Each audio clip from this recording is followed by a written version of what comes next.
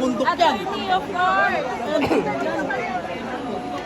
Ano? Hindi ko alam kung saan ako kukuha eh. Ako nga, nalilito ako eh. Dalawa eh. Attorney! Ha? Gaganda ng t-shirt mo, oh.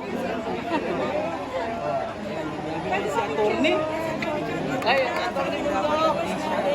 Di ba? Ganda. Sama din.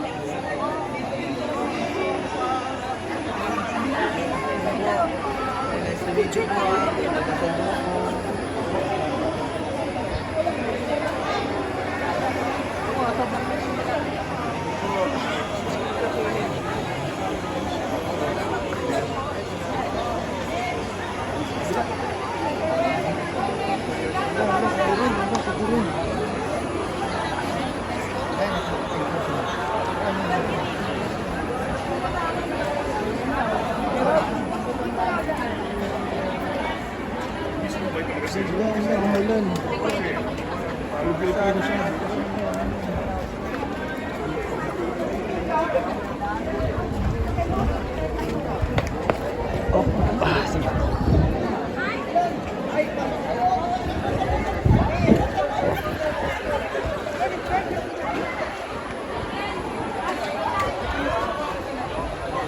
Umalis na sila.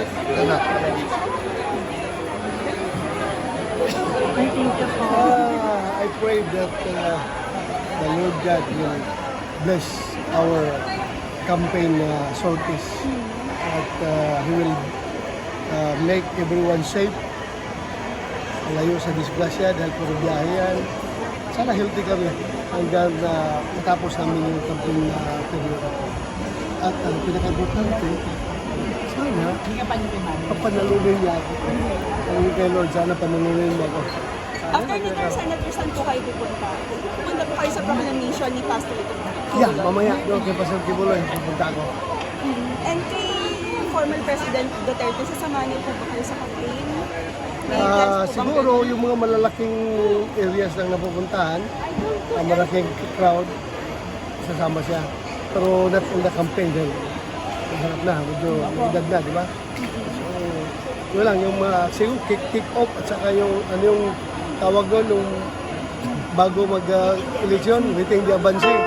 Yun siguro, tanto na kasama siya. How about Vice President Sara Duterte? May official po ba na support na pinaabot sa inyo? Murang support. Murang support. Thank you. Thank you. Senator. Sir, may mensahe ka sa ating mga kababayan, sir. Oh, sa mga kababayan na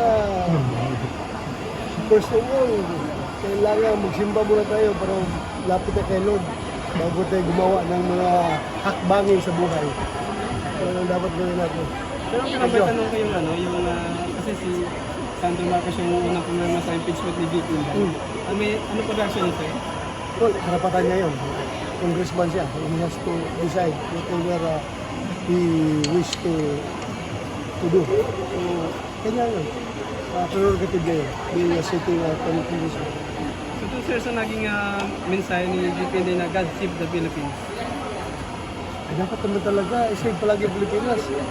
May threat o wala, dapat i-save talaga ang Pilipinas dahil isa lang itong bansa nating Pilipinas, wala nang iba. Kapag ito'y masira, ito'y magkawatak-watak, ito'y mag-iba. Dahil sa whatever reason, wala natin ang bansa. Kailangan i-save natin ating bansa. Kapag nag-file sila ito, ito pa siya ng council ako kaya ang Speaker Martin. Ano po yung reaction niyo? Well, karapatan yan ng lahat na agrabyado. Karapatan niya ang pumunta sa korte. So, wala pa problema doon. Ito na sir, ano po yung mga ipapangako niyo sa ating mga kababayan sa mga election na sila? Mangako ako na, gusto ko ako. Gawin kong tag 20 ang kilo ng bigas.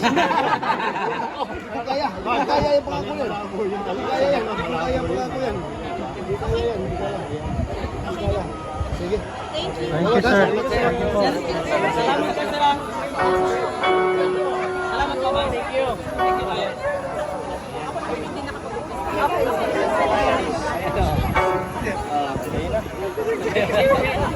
Dami pa, dami pa. Pero kay Ninja parang wala napapicture.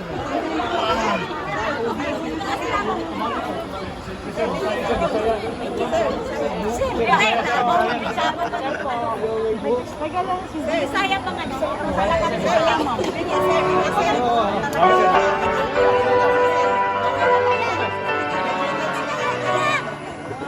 Ayaw ko na ako. Awa.